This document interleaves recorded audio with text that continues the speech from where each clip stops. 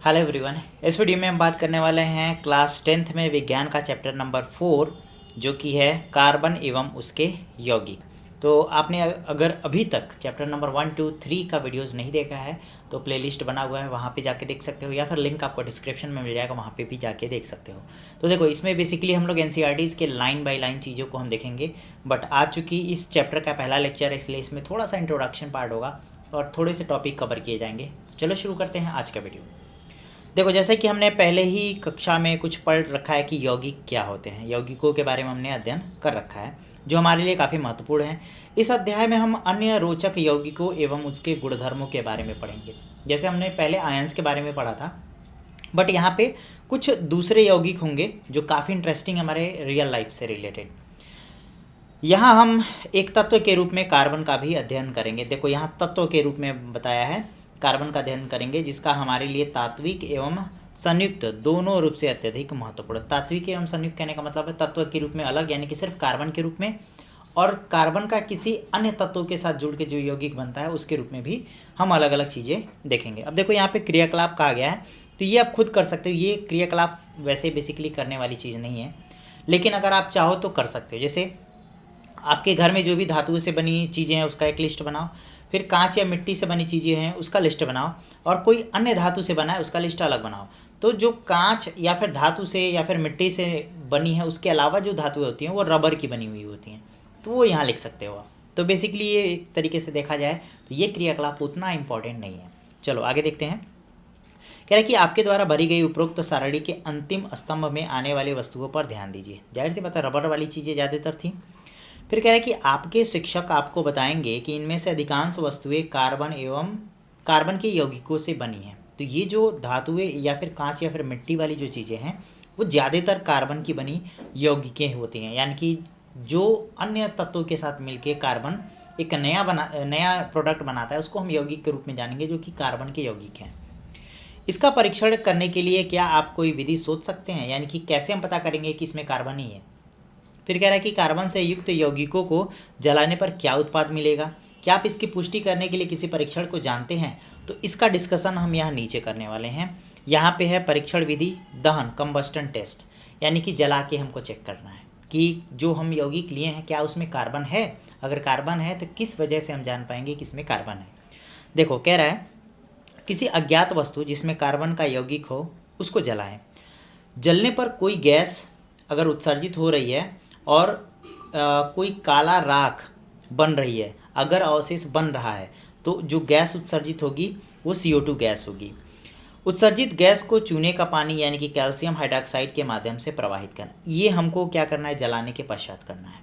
अब देखो, अवलेखन या फिर पुष्टि, यानी कि हम कैसे जांचेंगे और उसकी पुष्टि कैसे करेंगे कि इसमें कार्बन है।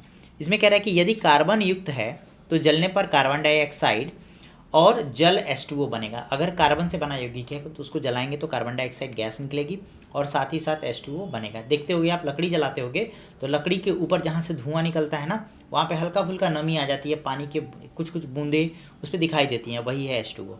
फिर कह रहा है कि चूने के पानी में कैल्शियम ऑक्साइड को प्रवाहित करने पर दूधिया सफ़ेद यानी कि क्लाउडी हो जाता है, क्योंकि जो कैल्शियम कार्बोनेट होता है उसका निर्माण होता है। अब देखो, जो यहाँ से कार्बन डाइऑक्साइड गैस निकला है ना, उसको बस आपको चूने के पानी में प्रवाहित कर देना है। और जब चूने के पानी में प्रवाहित करेंगे तो कैल्शियम कार्बोनेट का निर्माण हो जाएगा। इससे पुष्टि हो रही है कि जो हम लोगों ने यौगिक जलाया है उसमें जो तत्व मौजूद था वो कार्बन था। उसका रिएक्शन कैसे होगा, तो यहाँ पे हमने कैल्शियम कार्बोनेट लिया है, सॉरी कार्बन डाइऑक्साइड लिया है, उसको CaOH का ट्वाइस से हमने गुजारा, कैल्शियम कार्बोनेट CaCO3 बना और साथ ही साथ H2O। ठीक है, अवक्षेपण के रूप में ये नीचे बैठ जाएगा। विशेष अवलोकन, क्या क्या चीज़ें हमको पता चलेंगी।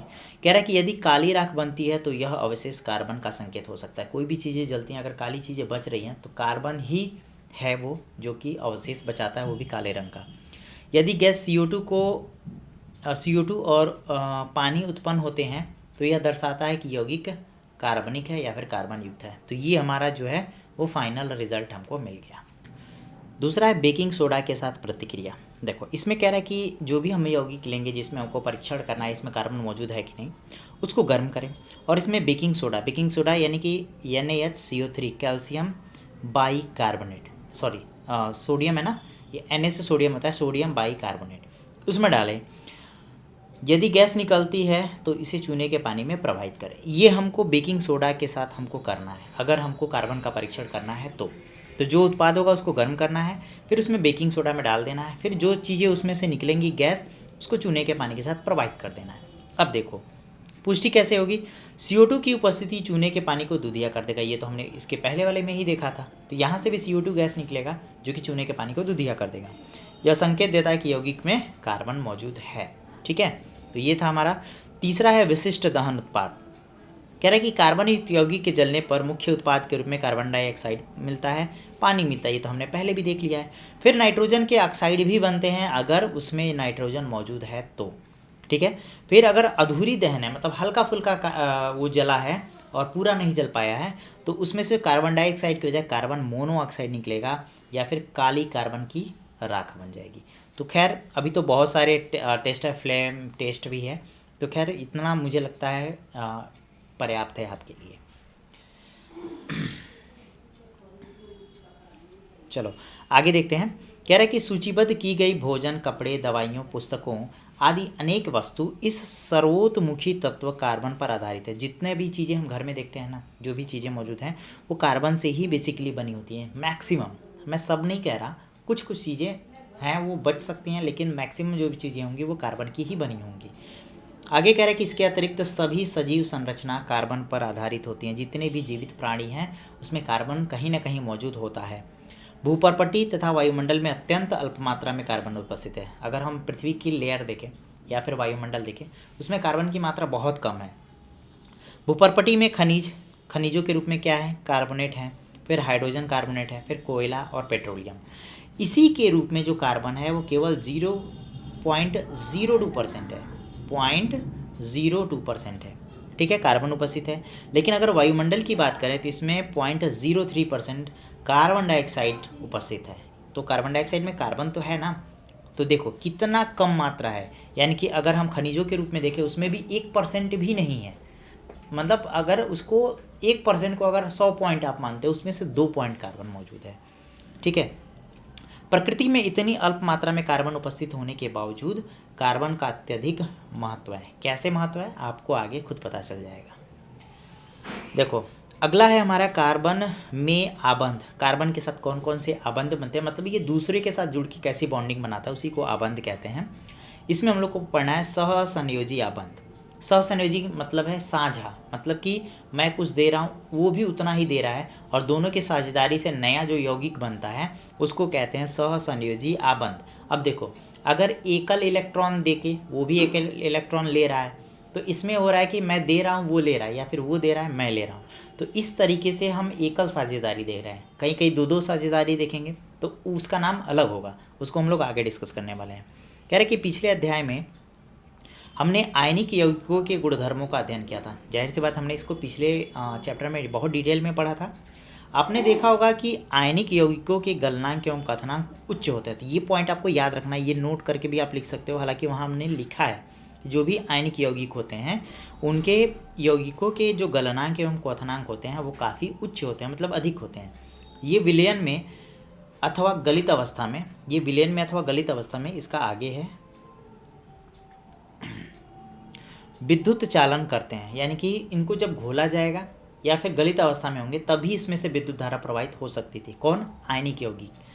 आयनिक यौगिकों में आबंधन की प्रकृति इन गुणधर्मों की व्याख्या करता है। जाहिर सी बात है उसमें से इलेक्ट्रॉन निकल जाते थे तभी तो इलेक्ट्रॉन से करंट हमारा फ्लो करता था। इसको हमने बहुत डिटेल में पढ़ा है।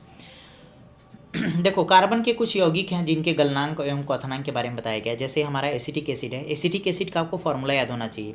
एसिटिक एसिड नाम आते ही आपके दिमाग में होना चाहिए CH3COOH, क्लोरोफॉर्म CHCl3, फिर एथेनॉल CH3CH2OH, इसको हम C2H5OH भी कह सकते हैं। फिर मेथेन को CH4 कहते हैं। अब देखो इनका गलनांक दिया हुआ है तो एसिटिक एसिड का 290 है, क्लोरोफॉर्म का 209 है, एथेनॉल का 156 है और मेथेन का 90 है। फिर एसिटिक एसिड का क्वथनांक के बारे में बताया गया है 391 है, क्लोरोफॉर्म का 334 है, एथेनॉल का 351 है और मेथेन का 111 है। बट जो भी हमने आयनिक यौगिकों को देखा था उनका इनसे भी ज़्यादा क्वथनांक एवं गलनांक हो रहा था। ये तो हालांकि अभी बहुत कम है, ठीक है। अब आगे देखो, कह रहा है कि कार्बन यौगिक अच्छे विद्युत चालक नहीं होते हैं। जितने भी कार्बन यौगिक होते हैं उसमें से करंट हम इजीली फ्लो नहीं कर पाते, वो थोड़ा सा कम करंट फ्लो होता है। यौगिकों के क्वथनांक एवं गलनांक जो कि आयनिक यौगिकों के क्वथनांक एवं गलनांक की तुलना में काफ़ी कम है। हालांकि हमने यही देख लिया, हमने वहाँ भी देखा था जो आयनिक यौगिक होते थे उनके क्वथनांक काफ़ी ज़्यादा होते थे इनके कंपैरिजन में। तो एक तरीके से देखा जाए तो कार्बन यौगिक के क्वथनांक एवं गलनांक कम होते हैं आयनिक यौगिकों के क्वथनांक एवं गलनांक की तुलना में। अब आगे देखो, आगे कह रहा है कि इसके आधार पर हम निष्कर्ष निकाल सकते हैं कि परमाणुओं के बीच प्रबल आकर्षण बल नहीं है। क्वथनांक एवं गलनांक कम होने का क्या मतलब है कि इनके बीच जो प्रबल आकर्षण बल है वो थोड़ा सा कमज़ोर है। ठीक है, चूंकि ये यौगिक अधिकांशतः विद्युत के कुचालक होते हैं, अतः हम इस निष्कर्ष पर पहुंच सकते हैं कि इन यौगिकों के आबंध से किसी आयन की उत्पत्ति नहीं होती है। अब जाहिर सी बात है, ये कुचालक हैं। कुचालक होने का मतलब है इनमें से इलेक्ट्रॉन अलग नहीं हो पा रहे हैं। इलेक्ट्रॉन अलग अगर होंगे तभी तो चालकता बढ़ेगी। इलेक्ट्रॉन अलग नहीं हो रहे हैं यानी कि इन यौगिकों के आयन्स उत्पन्न नहीं हो सकते। ठीक है, तो कार्बनिक यौगिक जो होते हैं वो आयन्स नहीं बनाते, ये आपको दिमाग में रखना है। यहाँ पे आप चाहो तो नोट पॉइंट भी करके लिख सकते हो। अब आगे देखो, कह रहे कि हमने कक्षा 9 में विभिन्न तत्वों की संयोजक क्षमता, संयोजकता एवं इलेक्ट्रॉनों की संख्या पर इसकी निर्भरता के बारे में हमने अध्ययन कर रखा है। वो वीडियोज़ में मैंने बहुत डिटेल में बताया था। अब हम कार्बन के इलेक्ट्रॉनिक विन्यास के बारे में अध्ययन करेंगे। जितने भी कार्बन हैं उनके साथ इलेक्ट्रॉनिक विन्यास कैसे वेरी करता है वो हम देखेंगे। ठीक है, इस लाइन को पढ़ने के बाद हम थोड़ा सा आगे डिटेल में पढ़ने वाले हैं। अब देखो, कार्बन के बारे में यहाँ शुरू हो रहा है तो आप हेडिंग डाल सकते हो कार्बन और इसके बारे में कुछ चीज़ें लिख सकते हो। लिखना है कार्बन की परमाणु संख्या 6 होती है। कार्बन की परमाणु संख्या 6 होने का क्या मतलब है, आवर्त सारणी में इसका स्थान 6वां है। ठीक है, कार्बन के विभिन्न कक्षों में इलेक्ट्रॉनों का वितरण कैसे होगा, कार्बन में कितनी संयोजक इलेक्ट्रॉन होंगे, इन सब के बारे में हम डिस्कस करेंगे। अब देखो, इसको समझने के लिए आपको ये समझना पड़ेगा, ये है कार्बन। एक चीज़ और है, पहले मैं पीरियोडिक टेबल आपको दिखा देता हूँ। यहाँ पे है पीरियोडिक टेबल।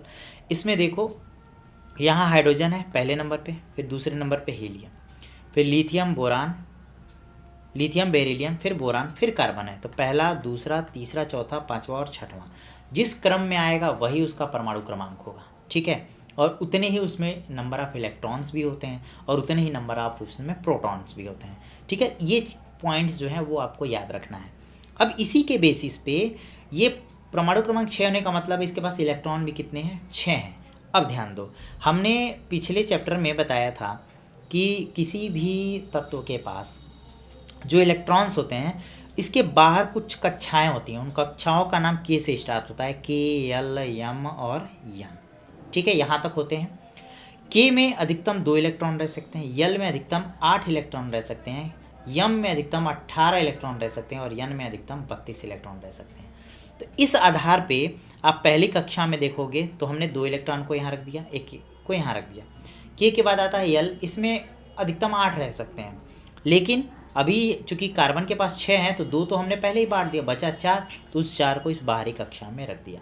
अब ध्यान दो, किसी भी कक्षा को स्थिर होने के लिए अधिकतम या तो 2 इलेक्ट्रॉन की ज़रूरत होती है या तो 8 इलेक्ट्रॉन की ज़रूरत होती है। ठीक है, तो बेसिकली जो के होता है ये 2 पाके स्टेबल हो जाता है। के बाद जितने भी होते हैं उसको 8 कम से कम चाहिए होता है ताकि ये ऑक्टेट कंप्लीट कर ले। तो ये बताओ, यहाँ तो 4 ही है ना, इसको ऑक्टेट करने के लिए 4 की ज़रूरत है।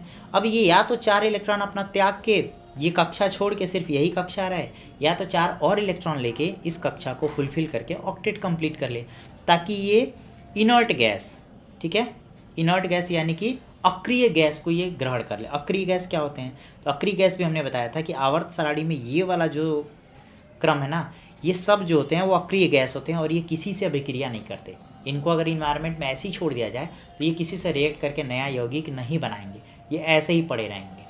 तो कोई भी तत्व जो है ना वो अपनी बाहरी कक्षा पूरा करके वो चाहता है कि मैं अक्रिय गैस की तरह बिहेव करना शुरू कर दूँ। अब एक चीज़ ध्यान दो, इसमें ये जो बाहरी कक्षा है ना इसको संयोजी कोष कहते हैं और इसमें जितनी इलेक्ट्रॉन्स होती हैं उसको उसकी संयोजकता कहते हैं। ठीक है, संयोजी इलेक्ट्रॉन कहते हैं, और जितनी की इसकी ज़रूरत पड़ती है वही उसकी संयोजकता हो जाती है। तो ये चीज़ें आपको क्लियर हो गई होंगी। अब देखो, अब यहाँ पे कुछ पॉइंट से कह रहा है कि बाहरी कोश में पूरी तरह से भर देने अर्थात उत्कृष्ट गैस विन्यास को प्राप्त करने की प्रवृत्ति के आधार पर तत्वों की अभिक्रियाशीलता समझाई जाती है। अब देखो मैंने जैसे बताया ना कि अगर कम इलेक्ट्रॉन्स हैं तो वो रिएक्शन इजीली कर लेगा। क्यों? क्योंकि उसको 8 यानी कि ऑक्टेट पूरा करने के लिए उसको इलेक्ट्रॉन की ज़रूरत है। अगर वो ऑक्टेट कंप्लीट कर लेता है तो किसी से जुड़ेगा ही नहीं, और किसी से जुड़ेगा नहीं तो वो निष्क्रिय हो जाएगा, जिसको हम अक्रिय गैस कहते हैं। आयनिक यौगिक बनाने वाले तत्व सबसे बाहरी कोश में इलेक्ट्रॉन प्राप्त करके या उनका ह्रास करके प्राप्त करते हैं। ठीक है, यानी कि जो भी आयनिक यौगिक हैं वो क्या करते हैं, जो भी इलेक्ट्रॉन्स बाहरी कोश में हैं, अगर मान लो अष्टक पूरा करने के लिए 4 चाहिए, अगर 4 से कम है तो वो क्या करेगा, इलेक्ट्रॉन को त्याग देगा।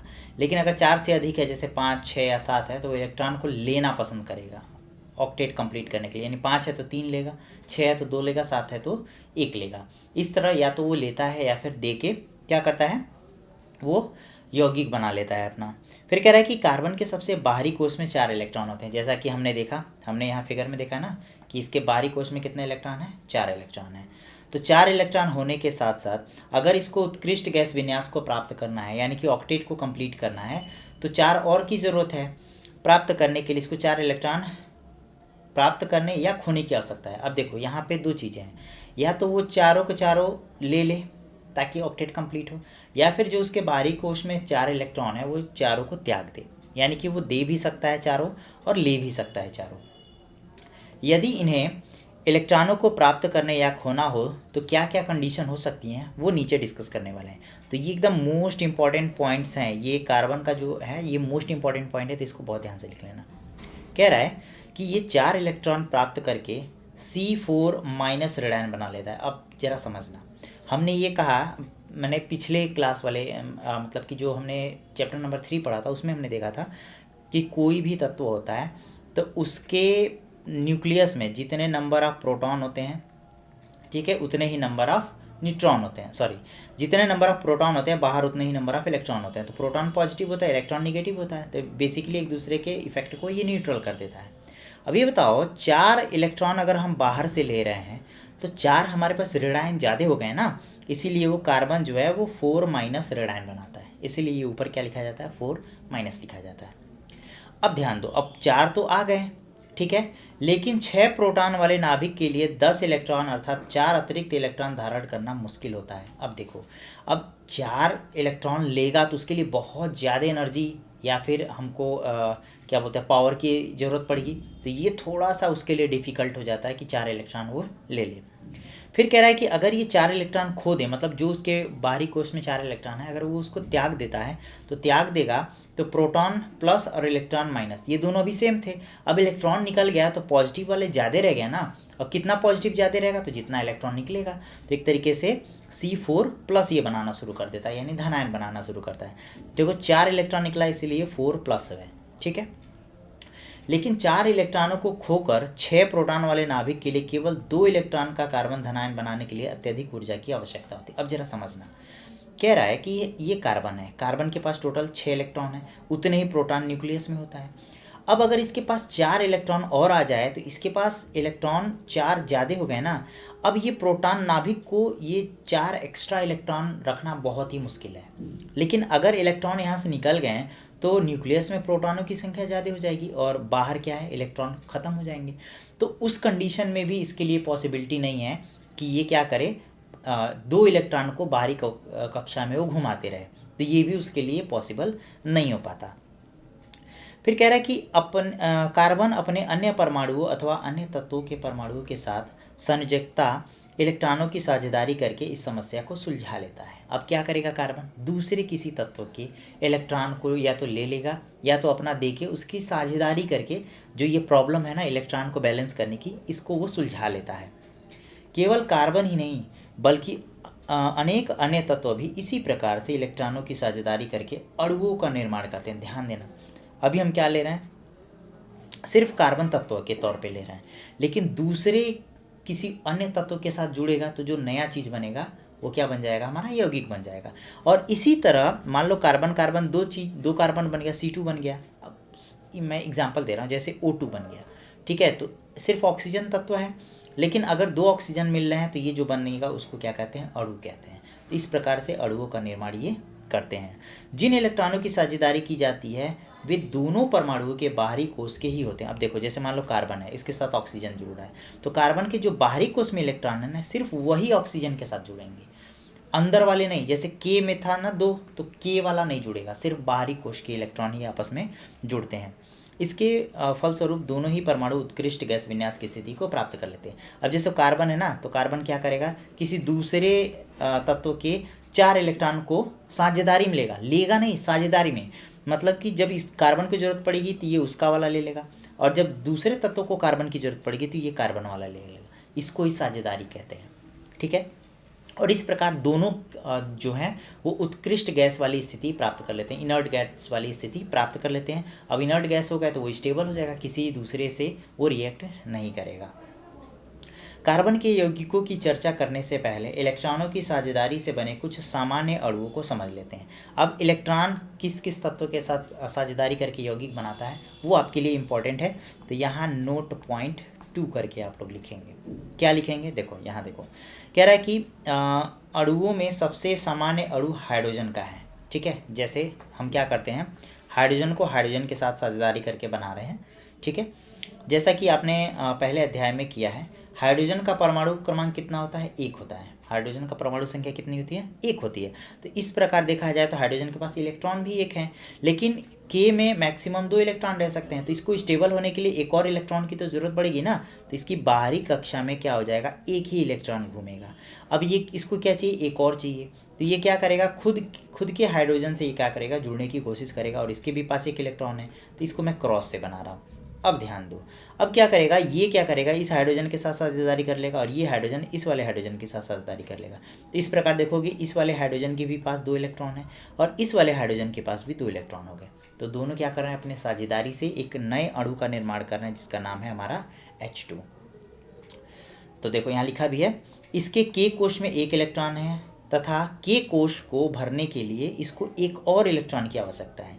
इसलिए हाइड्रोजन के 2 परमाणु अपने इलेक्ट्रॉनों की साझेदारी करके हाइड्रोजन के एक अणु H2 का निर्माण करते हैं। देखो यहाँ हाइड्रोजन 2 अलग अलग परमाणु हैं, ये दोनों अपने इलेक्ट्रॉन क्या कर रहे हैं, साझेदारी करके हाइड्रोजन के एक अणु का निर्माण कर रहे हैं, H2 का निर्माण कर रहे हैं। देख रहे हो ना, ये भी अपना इलेक्ट्रॉन को यहाँ रखा है, ये वाला अपने इलेक्ट्रॉन को यहाँ रखा है। अब दोनों ऐसे कंप्लीट कर रहे हैं, तो यहाँ 2 इलेक्ट्रॉन इसके भी पास हो गए, और इसको देखोगे तो इसके भी पास 2 इलेक्ट्रॉन हो गए। इसको कहते हैं साझेदारी। इसने पूरा नहीं दिया, बस उसको ज़रूरत के अनुसार जब उसको ज़रूरत पड़ेगी वो अपना इलेक्ट्रॉन उसको दे दिया, ठीक है। चलो आगे देखते हैं। कह रहा है कि हाइड्रोजन का प्रत्येक अणु, ध्यान देना यहाँ अणु की बात हो रही है, यानी H2 की बात हो रही है। हाइड्रोजन का प्रत्येक अणु अपने निकटतम उत्कृष्ट गैस हीलियम के इलेक्ट्रॉनिक विन्यास को प्राप्त करता है। अब देखो हमने आवर्त सारणी में यहाँ हीलियम दिखाया था ना, हीलियम के पास कितने इलेक्ट्रॉन है, 2, और ऐसे ही जब हमने H2 को बना लिया तो H2 के भी पास तो 2 इलेक्ट्रॉन हो गए थे। इस तरह ये क्या कर लिया, अपने पास की जो उत्कृष्ट गैस है उसके इलेक्ट्रॉनिक विन्यास को इसने अचीव कर लिया।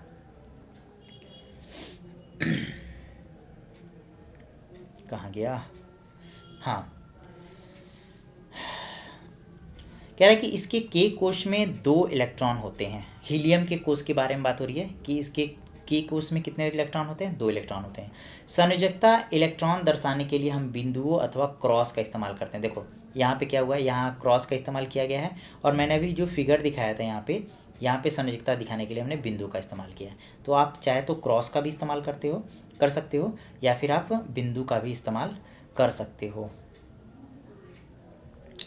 इलेक्ट्रॉन के सहभागी युग्म हाइड्रोजन के 2 परमाणुओं के बीच सहसंयोजी एक आबंध कहलाते हैं। अब देखो जैसे हमने हाइड्रोजन का इसके साथ दिया, फिर इस हाइड्रोजन को भी 1 इलेक्ट्रॉन दे दिया। अब दोनों क्या कर रहे हैं, एक इलेक्ट्रॉन की साझेदारी कर रहे हैं, तो यहाँ सिर्फ 1 इलेक्ट्रॉन हो रही है ना, तो ये यहाँ आबंध तो बन रहा है, लेकिन कौन सा आबंध बन रहा है, एकल आबंध बन रहा है, यानी एक के साथ। और ये चूंकि साझेदारी से बन रहा है ना, तो इसको हम सहसंयोजी भी कहते हैं। साझेदारी से बन रहा है इसलिए सहसंयोजी भी कहते हैं। और आबंध कौन सा है, एक वाला है, इसलिए सहसंयोजी एकल आबंध भी इसको कहते हैं। ये नाम आपको याद रहेगा, इसकी परिभाषा हम आगे बताएंगे। कह रहा है कि आबंध को 2 परमाणुओं के बीच एक रेखा के द्वारा भी व्यक्त किया जा सकता है, जैसे कि यहाँ दिखाया गया है, ठीक है। हाइड्रोजन जुड़ के क्या बना लिया, H2 के एक अणु बना लिया। अब देखो, अब यहाँ दूसरे हम तत्व के बारे में बात कर रहे हैं, क्लोरीन। ये परमाणु हमने लिया है, क्लोरीन का एक परमाणु लिया है जिसका परमाणु क्रमांक कितना होता है, परमाणु संख्या 17 होता है। परमाणु क्रमांक या परमाणु संख्या एक ही होता है और इतने ही नंबर ऑफ इलेक्ट्रॉन होते हैं, इतने ही नंबर ऑफ प्रोटॉन होते हैं। ये मैं बार बार कह रहा हूँ, आप याद कर लो। जितनी परमाणु संख्या उसी को परमाणु क्रमांक भी कहते हैं, उतने ही नंबर ऑफ इलेक्ट्रॉन होते हैं, उतने ही नंबर ऑफ प्रोटॉन भी होते हैं उसके पास। ठीक है, यानी 17 इलेक्ट्रॉन 17 प्रोटॉन भी इसके पास होगा। इसका इलेक्ट्रॉनिक विन्यास संयोजकता क्या होगी। फिर कह रहा है कि क्लोरीन द्विपरमाणु अणु C2 कैसे बनाती है। क्या आप इसके अणु की इलेक्ट्रॉनिक बिंदु संरचना बता सकते हैं। याद रखने के लिए केवल संयोजकता कोष इलेक्ट्रॉनों को ही चित्रित करने की आवश्यकता होगी। अब देखो इसको मैं यहाँ बना देता हूँ। हमको क्लोरीन पता है, क्लोरीन का परमाणु क्रमांक कितना है, Cl का 17। तो 17 को अगर KLMN में दिखाना चाहें तो इसमें 2 देंगे, इसको 8 देंगे तो कितना हो गया, 8 2 10 बचा 7, तो यम को दे देंगे 17। यानी क्लोरीन के पहले कोष में कितने इलेक्ट्रॉन होंगे, दूसरे कोष में कितने इलेक्ट्रॉन होंगे, तीसरे कोष में कितने इलेक्ट्रॉन होंगे, ये आपको क्लियर हो गया होगा। एक बार और मैं यहाँ बना देता हूँ। K में तो 2 होगा, फिर यल में हमारा 8 होगा, तो 1 2 3 4 5 6 7 और 8 हमने दिखा दिया। यम में कितने होंगे, 7, तो 1 2 3 4 5 6 और 7 हमने 7 दे दिया। ऑक्टेट कंप्लीट करने के लिए इसको क्या चाहिए, 1 इलेक्ट्रॉन चाहिए। ठीक है, अब ये क्लोरीन क्या करेगा, 1 इलेक्ट्रॉन लेके अपना घूमेगा। फिर क्या करेंगे, एक और अगर हम क्लोरीन ले लें तो इसके भी पास तो 1 इलेक्ट्रॉन होगा। अब इसको हमने क्रॉस से दिखा दिया। अब ये क्या करेगा, ये साझेदारी कर लेगा इस क्लोरीन के साथ और ये क्लोरीन भी इस वाले क्लोरीन के 1 इलेक्ट्रॉन के साथ साझेदारी कर लेगा। यानी कि जब इस क्लोरीन को 1 इलेक्ट्रॉन की ज़रूरत पड़ी है तो इस वाले क्लोरीन के 1 इलेक्ट्रॉन को लेके अपना ऑक्टेट कंप्लीट कर लिया। देखो 7 तो थे ना, इसको लेके 7 था और ये हो गया 8। अब इसको भी देखो, इसको लेके 7 था और ये वाला जब ले लिया तो इसके भी ऑक्टेट को इसने अचीव कर लिया। अब इस तरह क्या बन गया हमारा Cl2, जिसको हम Cl से भी दिखा सकते हैं। तो ये हमारा क्लोरीन का एक अणु बन गया। तो इसकी संयोजकता कितनी हो गई, इसकी संयोजकता हो गई 1, क्योंकि इसको संयोग करने के लिए सिर्फ 1 इलेक्ट्रॉन की जरूरत है।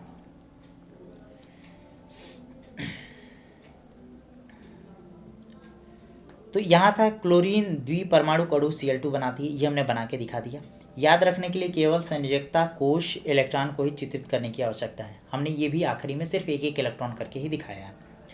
कह रहा है कि ऑक्सीजन के 2 परमाणुओं के बीच द्विआबंध का बनना दिखाई देता है। इसलिए ऐसा इसलिए होता है क्योंकि ऑक्सीजन के परमाणु के L कोष में 6 इलेक्ट्रॉन होते हैं और ऑक्सीजन की परमाणु संख्या 8 है। अब यहाँ नोट पॉइंट 3 करके लिखना है ऑक्सीजन के बारे में।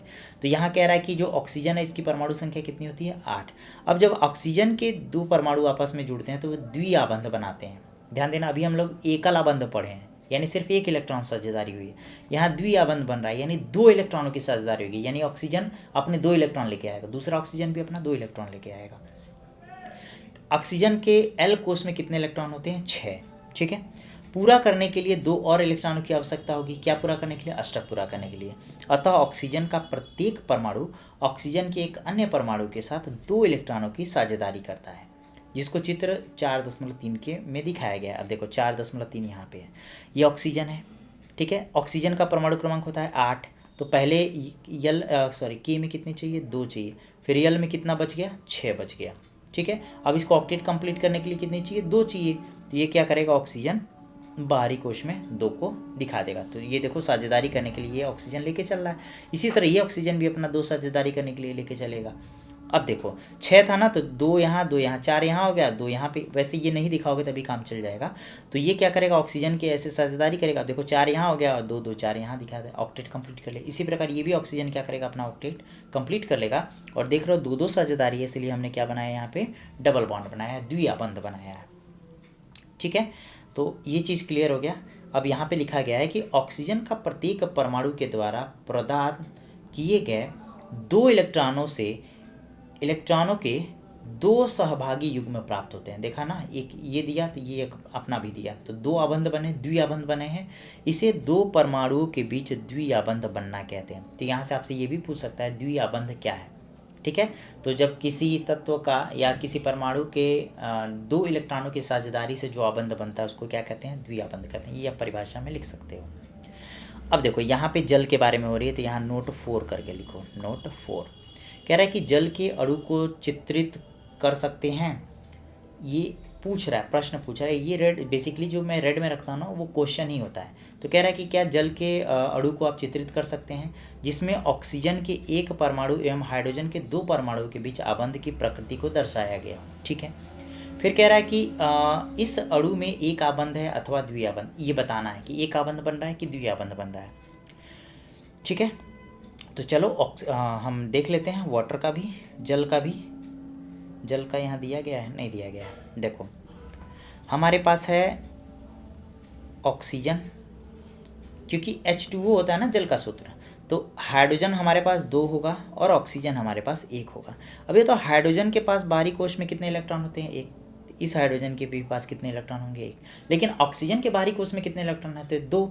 अब ये बताओ, इस हाइड्रोजन को भी एक जरूरत है, इस हाइड्रोजन को भी एक जरूरत है, तो ये क्या करेगा, ऑक्सीजन क्या करेगा, अपना एक इलेक्ट्रॉन इसको दे देगा और अपना एक इलेक्ट्रॉन इसको भी दे देगा। तो इस तरह देखो, इसको 2 की ज़रूरत थी तो 2 हो गया, इसको भी 2 की ज़रूरत थी तो इस हाइड्रोजन को भी 2 मिल गया। लेकिन ऑक्सीजन को भी तो 2 की ज़रूरत थी, तो ये क्या करेगा, ऑक्सीजन इसके भी हाइड्रोजन को ले लेगा और इसके भी हाइड्रोजन को ले लेगा। तो इस प्रकार से जो आपको फिगर दिखेगा वो कुछ ऐसा बनता हुआ दिखेगा। ये हाइड्रोजन वाला है, ये भी हाइड्रोजन वाला है, और ऑक्सीजन वाले को मैं यहाँ बना देता हूँ। ऑक्सीजन क्या करेगा, ऐसे संयोजकता कंप्लीट करेगा। तो ये हमारा हो गया। अब इसको चाहो तो आप एक लाइन के तौर पे ऐसे दिखा सकते हो। तो ये हमारा है हाइड्रोजन अणु का जो आबंध संरचना बन रही है वो। अब ये बताओ, यहाँ एकल आबंध ही है ना, तो इसमें द्विआबंध नहीं बनेगा बल्कि एकल आबंध बनेगा। चलो आगे देखते हैं। आपको अगला नोट पॉइंट 5 करना है, यहाँ पे नोट 5 यहाँ पे कर लेना है।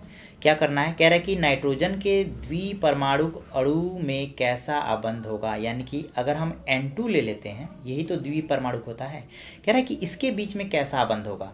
नाइट्रोजन की परमाणु संख्या होती है 7। नाइट्रोजन की परमाणु संख्या कितनी होती है? 7। यहाँ पे आप काउंट भी करके देख सकते हो। देखो कार्बन तक कितना था? 6। कार्बन के बाद ही तो नाइट्रोजन है, तो इसका कितना हो जाएगा? 7। ठीक है, इसका इलेक्ट्रॉनिक विन्यास एवं संयोजक क्षमता क्या होगी? अष्टक प्राप्त करने के लिए नाइट्रोजन के एक अणु में नाइट्रोजन का प्रत्येक परमाणु 3 इलेक्ट्रॉन देता है। अब देखो इसको हम यहाँ समझते हैं, तो मैं इसको थोड़ा सा जूम कर देता हूँ। नाइट्रोजन है, नाइट्रोजन का परमाणु क्रमांक है 7, तो K को मिल जाएगा 2, L को मिलेगा 5। अब ये ऑक्टेट कंप्लीट करने के लिए इसको कितने की ज़रूरत है? 3। तो ये क्या करेगा, अपना 3 इलेक्ट्रॉन लेके ऐसे घूमेगा। ठीक है, अब क्या करते हैं, एक और नाइट्रोजन लेके आते हैं। इस नाइट्रोजन के भी पास तो 3 ही इलेक्ट्रॉन होंगे। अब ये बताओ, जो ये वाला नाइट्रोजन है, जो ये वाला नाइट्रोजन है, इसको 3 चाहिए, तो ये क्या करेगा, बगल वाले नाइट्रोजन के साथ ऐसे बंध बना लेगा। फिर ये वाला नाइट्रोजन भी इसके साथ आबंध बना लेगा। तो इस तरह देख रहे हो 3-3 की साझेदारी हो रही है, यहाँ 3-3 की साझेदारी हो रही है। तो इस प्रकार से जो हमारा स्ट्रक्चर बनेगा रेखी वाला, वो 3 आबंध बनेगा। यानी कि यहाँ पे हम त्रिआबंध बना रहे हैं। क्या बना रहे हैं? त्रिआबंध बना रहे हैं। तो जो नाइट्रोजन का एक अणु होता है यानी N2 होता है, उसमें कौन सा आबंध बनता है? उसमें त्रिआबंध बनता है। और इसकी संयोजकता कितनी होती है? इसकी संयोजकता 3 होती है। तो ये आई थिंक ये सारे जो प्रश्न हैं वो आपको समझ में आ गया होगा। देखो इसका इलेक्ट्रॉनिक विन्यास भी हमने दिखा दिया था, संयोजक क्षमता भी हमने दिखा दिया। फिर कह रहा है कि कैसा आबंध बनेगा, तो त्रिआबंध बनेगा। सारे प्रश्नों के उत्तर हमने दे दिया है। कह रहे हैं कि जिससे इलेक्ट्रॉन के 3 सहभागी युग्म प्राप्त होते हैं। देखो 3 सहभागी युग्म प्राप्त हो गए, इसी 2 परमाणुओं के बीच त्रिआबंध का बनना कहलाता है। परमाणु के बीच क्या कहलाता है? त्रिआबंध कहलाता है। तो यहाँ से त्रिआबंध वाला भी आपसे क्वेश्चन पूछ सकता है। तो किसी एक अणु के 2 परमाणुओं के बीच जब 3 इलेक्ट्रॉनों के साझेदारी से जो आबंध बनता है उसको त्रिआबंध कहते हैं। ये आपका परिभाषा हो जाएगा।